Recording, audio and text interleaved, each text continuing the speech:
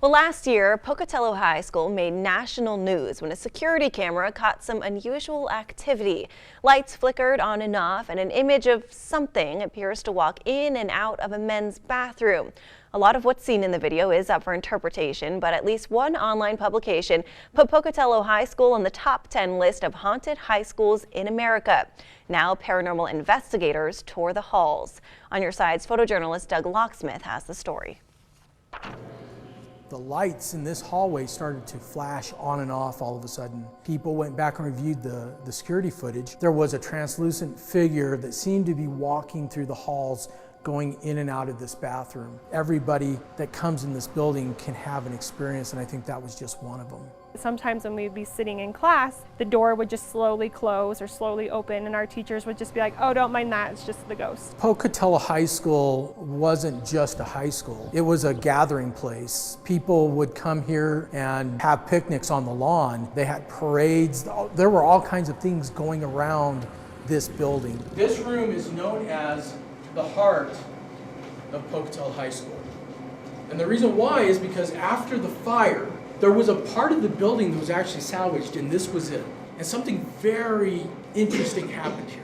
It was so interesting that I actually made it the very first story in my book, The Ghost of Pocatello High School. And it's a story told to me by the janitor that was with us our first investigation.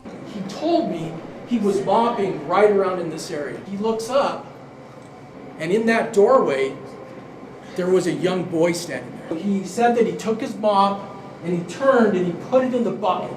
And when he turned around, the boy was gone. When I hear these stories from these janitors, I truly believe that they are having these experiences, because I can feel the honesty and the sincerity coming from them when they tell me, hey, yeah, this is what's going on and this is what I experienced. At this point, we're going to walk in these doors, we're going to walk up the stairs, and we are going to meet in the library. The story of the librarian who hung herself on the chandelier after being left at the altar by her fiance. We can't verify who she was exactly when it happened, but what we can do is we can go back over 60 years of documented sightings of the librarian in these windows. So if you're ever driving by, look on up and you might see her.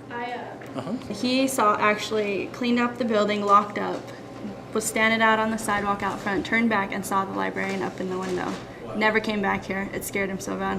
One of the stories about Pocatello High is the story of a suicide pact between two girls who said that they were going to hang themselves in their lockers. The girl who had her locker on the top floor wound up not hanging herself, but the girl who had her locker on the bottom floor did. And for many years after she hung herself, that locker was haunted, made noise, rattled all the time, disturbed classes. People even said that books flew out of it sometimes. The school eventually wound up taking the entire row of lockers out and making a janitor's closet out of it. But the haunting continued in the bathroom that was right next to it. Today, girls go into that bathroom and they say lights come on and off, toilets flush by themselves, but most of all, they smell the strong scent of lilac perfume, and that's how you know that she's here.